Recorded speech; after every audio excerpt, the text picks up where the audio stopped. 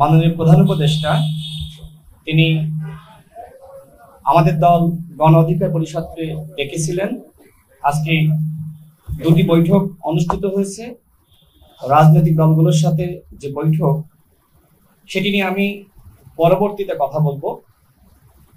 এরপরে নুরুল হক নূর সহ গণ অধিকার পরিষদের নেতাকর্মীদের উপরে যে বর্বর হামলা হয়েছে, সেই হামলার বিষয়ে জানার জন্য এবং সরকারের পক্ষ থেকে কি পদক্ষেপ গ্রহণ করা হচ্ছে সেটি আমাদেরকে অবহিত করার জন্য মাননীয় প্রধান উপদেষ্টা আমাদের সাথে একদমই আলাদাভাবে একটি বৈঠক করেছেন। সেই বৈঠকে আমি রাশেদ খান উপস্থিত ছিলাম, আমার পাশে দলের সিনিয়র যুগ্ম সাধারণ সম্পাদক হাসান আল মামুন ছিলেন এবং আমাদের ডাকসুর সাবেক ভিপি গণ অধিকার পরিষদের সভাপতি নুরুল হক নূরের সহধর্মিনী মারিয়া আক্তার লোনা তিনি উপস্থিত ছিলেন।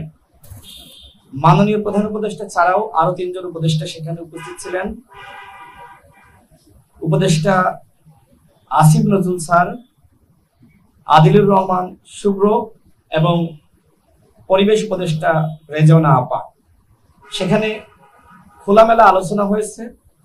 সরকারের পক্ষ থেকে যেটি জানানো হয়েছে, নুরুল হক নূর সহ আমাদের উপরে যে হামলা হয়েছে, এই হামলার প্রেক্ষিতে আজকে সরকারের পক্ষ থেকে দুঃখ প্রকাশ করা হয়েছে এবং একই সাথে সরকার এই ঘটনায় অত্যন্ত উদ্বিগ্ন সেটি তারা আমাদেরকে জানিয়েছেন।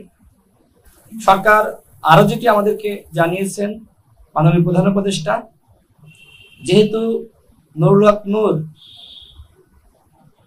আওয়ামী ফ্যাসিজমের বিরুদ্ধে লড়াই করতে গিয়ে 22 বার হামলার শিকার হয়েছেন এবং সর্বশেষ অন্তর্বর্তীকালীন সরকারের আমলে যেভাবে দুটি বাহিনীর সদস্যরা তাকে চারিপাশ থেকে ঘিরে ধরে রক্তাক্ত করেছে, মাননীয় প্রধান উপদেষ্টা তিনি এই ঘটনায় উদ্বেগ প্রকাশ করেছেন যে আমাদের আমলেও যে ছেলেটি আওয়ামী লীগের আমলে এতটা মার খেলো, সে যদি আমাদের আমলেও মার খায় সেটি আমাদের জন্য অত্যন্ত দুঃখজনক।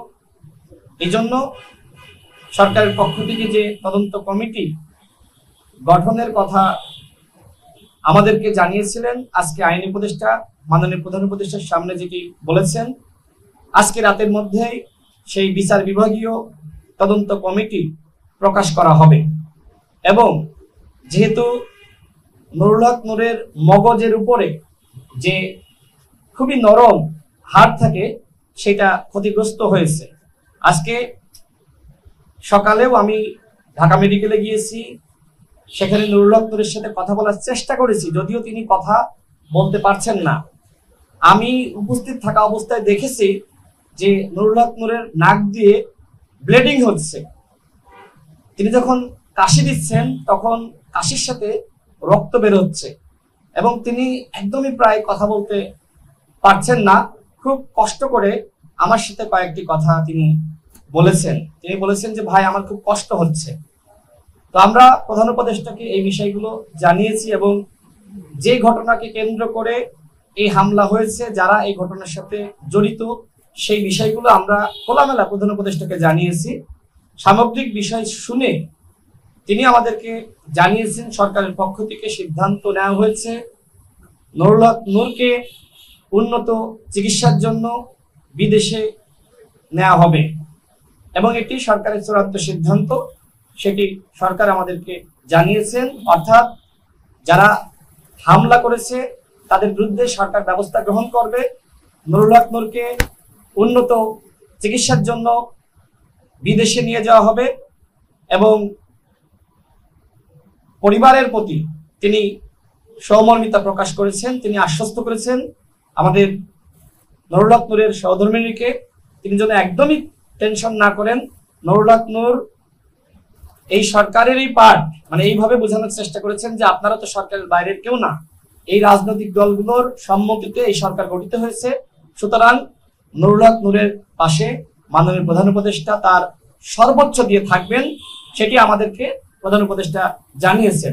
দেখেন, সরকার নিজে দায়িত্ব নিয়েছে এবং বিচার বিভাগীয় তদন্ত কমিটি গঠন করেছেন। আজকে রাতেই সেই কমিটি পাবলিশ করবেন। যেহেতু এই ঘটনার সাথে সেনাবাহিনীর কতিপয় সদস্য এবং পুলিশ বাহিনীর কতিপয় সদস্য জড়িত, সরকার তদন্ত করে এই ঘটনার ব্যবস্থা নেবেন সেটি আমাদেরকে জানিয়েছেন। তারপরেও এই ঘটনায় যেহেতু ভুক্তভোগী নুরুল হক নূর তিনি আসলে মামলা করার অবস্থার মধ্যে নাই, তারপরেও আমাদের দলের আইনজীবীরা তারা মামলা করার ব্যাপারে তারা এখনো পর্যন্ত আলোচনা করছেন। আশা করি আমাদের দলীয় ফোরামে আলোচনা সাপেক্ষে এবং একই সাথে যিনি ভিকটিম নুরুল হক নূরের সাথে আলোচনা করে আমরাও আমাদের দলের পক্ষ থেকে আইনি ব্যবস্থা গ্রহণ করব। কিন্তু সরকার আমাদেরকে যেটি জানিয়েছেন যে তারা এই ঘটনার সুষ্ঠু তদন্ত করবেন এবং যাতে করে নিরপেক্ষ তদন্ত হয়, যারা মূল অপরাধী তারা বের হয়ে আসে, তাদের যথাযথ শাস্তির ব্যবস্থা করতে পারে, সেই উদ্যোগ সরকারের পক্ষ থেকে নেওয়া হবে। গণ অধিকার পরিষদের সংগ্রামী সভাপতি নুরুল হক নূরের উপর যে হামলা হয়েছে সে বিষয়ে আমরা বিস্তারিত তুলে ধরেছি। শুধুমাত্র আমরাই না, সেখানে উপস্থিত প্রায় প্রত্যেকটি দল প্রধান উপদেষ্টাকে অবহিত করেছেন। নুরুল হক নূরের মতন একজন জনপ্রিয় গ্রহণযোগ্য জাতীয় পর্যায়ের নেতা তিনি এইভাবে দুটি বাহিনীর দ্বারা যে আক্রান্ত হয়েছেন, এই ঘটনার নিন্দা প্রায় প্রত্যেকটি রাজনৈতিক দলের প্রধান নেতারা জানিয়েছেন। প্রধান উপদেষ্টার সাথে যে আলাদা বৈঠক অনুষ্ঠিত হয়েছে সেখানে আমরা স্পষ্টভাবে বলেছি, মাননীয় প্রধান উপদেষ্টা আমাদের কাছে তথ্য আছে জাপার কাঁধে ভর করে আপা ফিরে আসতে পারে, এবং আমরা এটিও বলেছি যে বাংলাদেশের গোয়েন্দা সংস্থা 18 সালে নির্বাচন করেছে, 14 সালে নির্বাচন করেছে, 24 সালে নির্বাচন করেছে।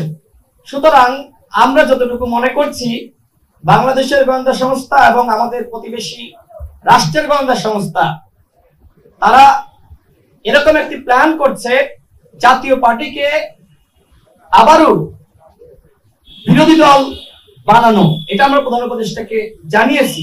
তিনি আমাদেরকে বলেছেন তাই নাকি, তিনি একটু বিস্মিত হয়ে আমাদেরকে জানিয়েছেন। আমরা সরকারকে বলেছি আওয়ামী লীগ যে অপরাধ করেছে ঠিক একই ধরনের অপরাধ করেছে জাতীয় পার্টি এবং 14 দল।